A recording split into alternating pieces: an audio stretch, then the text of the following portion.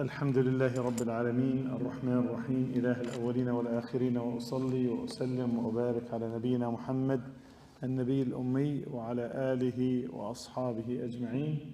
اللهم علمنا ما ينفعنا وانفعنا ما علمتنا وزدنا علما. اللهم اجعلنا من يستمع القول فيتبع أحسنه. Inshallah, today we're going to talk about another companion. His name is Jarir ibn Abdullah al-Bajali. Jarir ibn Abdullah al-Bajali. So the Sahaba was narrating the story. They were sitting with the Prophet ﷺ. As Rasul ﷺ, he gave them reminders all the time. He said, we all basically listen carefully to what he about to say. And if we just look at the Prophet ﷺ directly, our heart attached to his speech and to him. And he's reminding us, warning us, give us the glad tidings, Yubashir wa Yundhir, ﷺ, preaching, remind us, fixing the affairs of the Muslims. And during that time, there came like a huge delegation from Qabilat, from the tribe of Bajila, or Bajila. They came from Yemen, they just arrived from Yemen, coming to give the pledge of allegiance to Rasul sallallahu alaihi wasallam, to obey him, to listen to him during the time of ease and difficulties. This is what the bay'ah, or the pledge of allegiance used to say. السمع والطاعة في المنشط والمكره, to listen and to obey during the time of ease and the time of difficulties, even if you didn't feel like doing it, even if you're tired, even if it's hot or cold, all the time. So the delegation, they sat down among the Muslimin and was under the leadership of a man, his name Jarir ibn Abdullah al-Bajali. He was the leader of Bajila, the tribe called Bajila, and he was, they call him Za'im al-Muta', meaning the obeyed leader. They don't say no. And among the Arabs at that time, the chieftain, the leader, used to be someone they made like a legislator. Whatever he says goes. The more obeyed than a president or a king or anyone else. Listen. So the Muslimin, during that time, the Sahabah, they were looking at Rasul sallallahu alaihi wasallam, listening to him. Nothing will take him away from or off listening to the Prophet sallallahu alaihi wasallam. Suddenly they start looking at this man. Subhanallah. Instead of looking at the Prophet sallallahu alaihi wasallam, they start looking at this man, toward this man, and till he thought they know about him. Something weird. So they were like someone looking at you, he want to make sure, is that him or not? So when the salah was done, Prophet ﷺ made salam. Jarir, he whispered in someone's ear, he said, what about this Muslim looking at me like this, staring at me, not looking at me? What's going on? Said as they wanted something from me. So it's all just coincidence. I look strange or different or something. The man, he said, Wallahi, they looking at you because Rasul sallallahu alaihi wasallam have informed us that you are coming, that someone will arrive, and he had described us to you, that he described you to us. He said, يدخل عليكم رجل من خير أهل اليمن على وجهه مسحة ملك. He said, the man will soon enter upon you from Ahl al-Yemen, from the people of Yemen, and his face you see appears right there as he's a king. Something special, but you can tell he's something special and high status. So subhanAllah, he right away, his face got lit up with the joy even, because what he have heard that Rasulullah described him like this. And when Rasulullah finished his salah and tasbih, as you know, after salah, a lot of people, they get used to this. After salah, either back in the days, they said, Taqabbal Allah, may Allah accept. Now we tell them this, not the sunnah. They start saying, Assalamu alaikum, Assalamu alaikum, Assalamu alaikum. They replace this with that. They don't give you a chance to finish dhikr. Ya Ammi, say Assalamu alaikum, but give me a chance to finish my dhikr. And now they're teaching to the kids. You see that little kids goes, shake the hands, every single one. This is not the sunnah. So instead of that, just wait till I finish the dhikr, because it's a huge thing. I don't want to go off topic, but this is an important thing. Take advantage of it. Rasulullah mentioned the hadith, as long as you're in your spot, making dhikr, Allah will assign an angel for you and say, Allahumma ghfir lahu, Allahumma arhamhu. Imagine, Allah will say, the angel say, may Allah have mercy upon you, may Allah forgive you.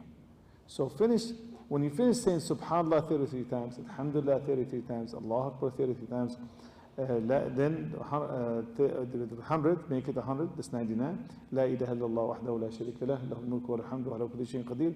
Then Allah will forgive you previous sins. If you recite Ayatul Kursi after Salah, there's nothing separated from Jannah besides death. Imagine. So just wait. So Rasul Sallallahu Alaihi Wasallam, always when he mentioned this, when he finished his Salah and Tasbih and so on. So then Jarir came before the Prophet Sallallahu Alaihi Wasallam. So Rasul Sallallahu Alaihi Wasallam said, ما جاء بك يا جرير؟ ايش اللي جابك? What brought you here, O Jarir? He said, I came to embrace Islam in front of you, give you my pledge of allegiance. So the Prophet Sallallahu Alaihi Wasallam said, told him, say, I give you my pledges of allegiance to testify there is no one worthy of worship but Allah, and am the messenger of Allah, and to establish Salah, to give Zakah, to fast the month of Ramadan, to perform Hajj, and وَتَنصَحَ الْمُسْلِمِ, give sincere advice for the Muslimin, and to obey the ruler even if he was a Abyssinian slave. So meaning the leader, follow the leaders. And since that day, subhanAllah, of course he did. Now he said, indeed, Ya Rasulullah, and he stretched his hand forth and he gave him the bay'ah, the pledge of allegiance, and so on. Since that day, the bond of friendship between him and Rasulullah became the strongest relation you can even imagine. And Rasulullah had honored him and respected him. And only few, remember this shows a special thing about the Sahabi, the Jarir ibn Abdullah al-Bajali. So only few of the Sahabah reached to the level of respect they gained from Rasulullah. He respected and loved those Sahabah, but to some higher level, like Abu Bakr, like Umar, like Uthman, Ali, and so on, he was one of those top people in the life of our Prophet Sallallahu Alaihi Wasallam. And nothing, anytime he asked to go to see the Prophet Sallallahu Alaihi Wasallam, he's allowed. And every time Rasul Sallallahu Alaihi Wasallam saw him, he showed him kindness, respect, and a smile in his face. He met him with a smile. He said one time he visited the Prophet Sallallahu Alaihi Wasallam. And you know what kind of furniture the Prophet Sallallahu Alaihi Wasallam he had in his house. He looked around, there's nothing for him to sit, and he honored him and respected him. He said, قال تناول رداءه وطواه وطرحه ليجلس عليه. He said he took his garment off, right? And he folded and he put it there for Jarir to sit on it. Imagine. He took his clothes, the Prophet ﷺ, to him sit. So he grabbed the rida, the clothes for Prophet ﷺ, and he held it like this to his chest and started kissing it. SubhanAllah. Said, may Allah honor you, O Rasulullah, as you have honored me. May Allah exalt your status, Ya Rasulullah, as you have exalted me. So Rasul sallallahu alayhi wa sallam said, سبحان الله, look at this, يعلمنا الأدب هنا النبي صلى الله عليه وسلم كيف تعامل مع الناس. قال إن أتاكم كريم قوم فأكرموه. If a noble man comes to you or visit you, respect him and treat him with nobility, treat him with kindness and respect. Yani the thing sometimes when you see someone come have some high status, some people they want to make sure he's nothing to me. They have this attitude. Mean how then? Yeah, he's noble there, not here. We are in America, subhanAllah. So that's the thing.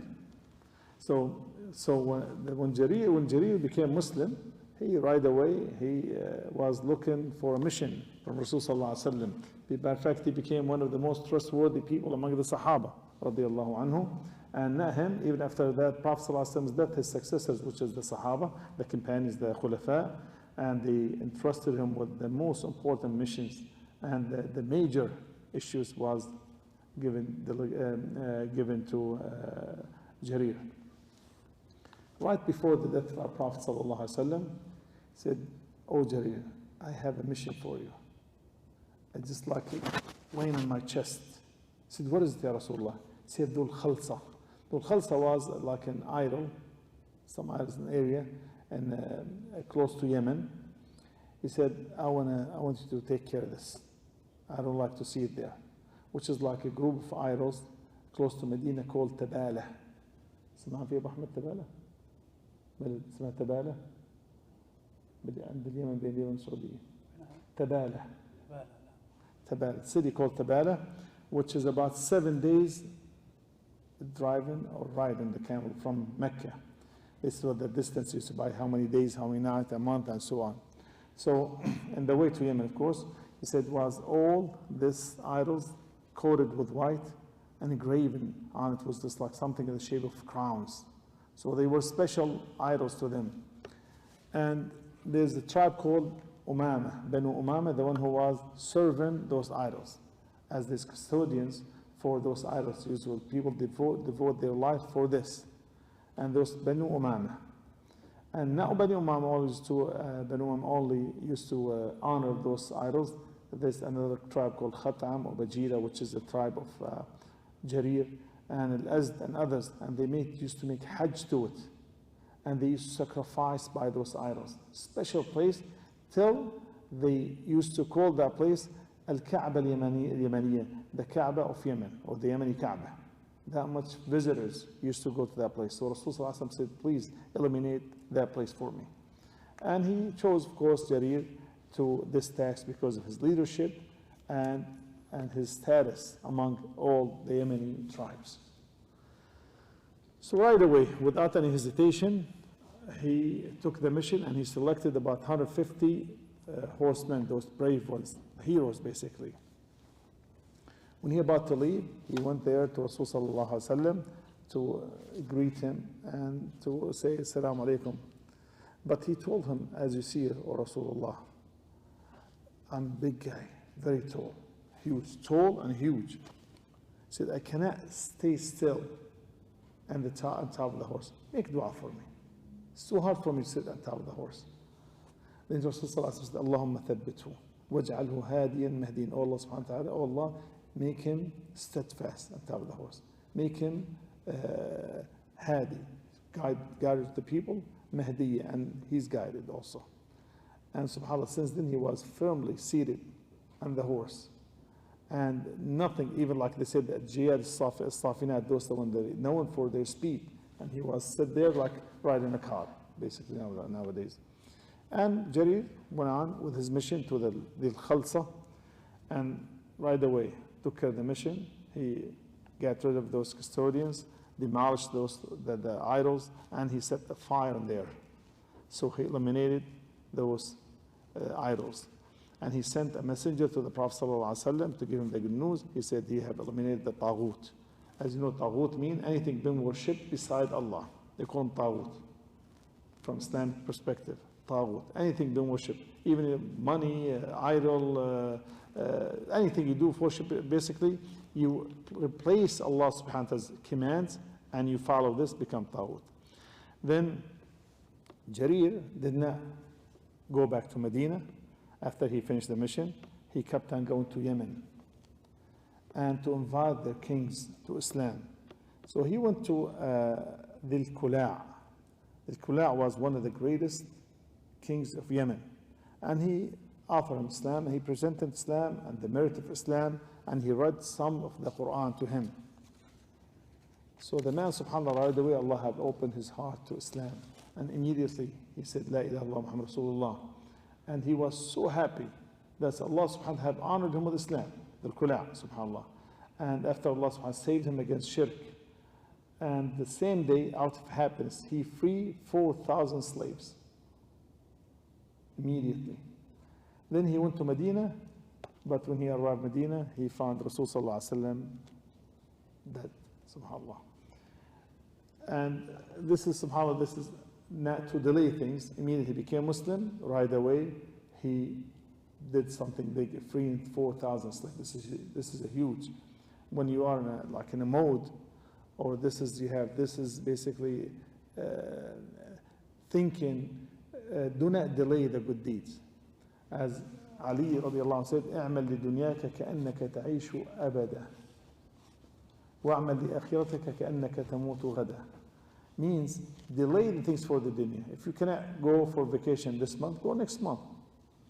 If you cannot visit this brother today, you can do it tomorrow. If whatever, you cannot watch this game today, you can watch it tomorrow, halal games. But he said when it comes to the akhirah, said, do it immediately. Do not delay it as you're going to die tomorrow. Imagine someone tell you have 24 hours to live. We say, oh, inshallah, wait, you're not going to wait. So when it comes to the hereafter, immediately do it. So right away he did this. And he went to Hijrah to Medina, but the Prophet ﷺ was dead. And he kept on going to Hims. Hims, a city in Syria, and they lived there. The Kula and the Asfar, and they settled there. When the Khilafah became to Abu Bakr after the death of Rasulullah ﷺ, right away he said, we listen and obey, and he put himself at the service of Abu Bakr. So Abu Bakr, he took advantage of his leadership, his strength, and to basically to get rid of those harub, the wars of the Ridda. And Jarir, he did the best mission, basically. There was the apostate, the people who left Islam or banned Islam, and he was able to defeat them by the will of Allah subhanahu wa ta'ala. And Umar took him as an advisor next to him. He used to love his company. He was like an advisor, a leader. And Umar always, subhanAllah, he was impressed about how sharp, how intellect he was. Radiallahu anhu. And he take the right decision as quick as possible in the right time. One time, one of his wisdom shows, listen to this wisdom, subhanAllah. Some of the Sahabah, they're waiting for the Salah, one of them made sound. He passed gas with sound. They didn't know who did it. So everyone was silent. Embarrassing. And Rasulullah had mentioned the hadith, look, Islam, how beautiful. He said, don't laugh at your brother if he made sound. Unintentional, of course, intentional would not. This is improper. Teach your children and so on. But something, a human being, he passed gas with sound, right? SubhanAllah. Rasulullah said, don't laugh because you do the same thing. So everyone was quiet. Embarrassing, definitely. Everyone was shy. And everyone was afraid that he's going to be accused with that. So Umar, he was afraid the person who passed gas, he's going to make salah without wudu, because he's too embarrassed to say me. You know the shaitan. It's hard. So he said, by Allah, make like him, the one who passed the gas, let him go and make wudu. People start looking, no one got up. There's no one. So Naim. So he said, so no one got up. So look at the wisdom of Jarir. He said, Ya Amir al-Mu'mineen, O Amir al-Mu'mineen, command us all to get up and make wudu. Look at the wisdom. So Umar, he looked at the Jarir, he was so happy. He said, may Allah have mercy upon you. You are a leader in the Jahiliyyah and you are a great leader in Islam. Then he said, everyone get up, make wudu. So everyone got up, made wudu, and came back. And this is the story of Jarir ibn Abdullah al-Bajali radiyallahu anhu wa ardah. هذا والله أعلم. سبحانك اللهم وبحمدك. أشهد أن لا إله إلا أنت أستغفرك.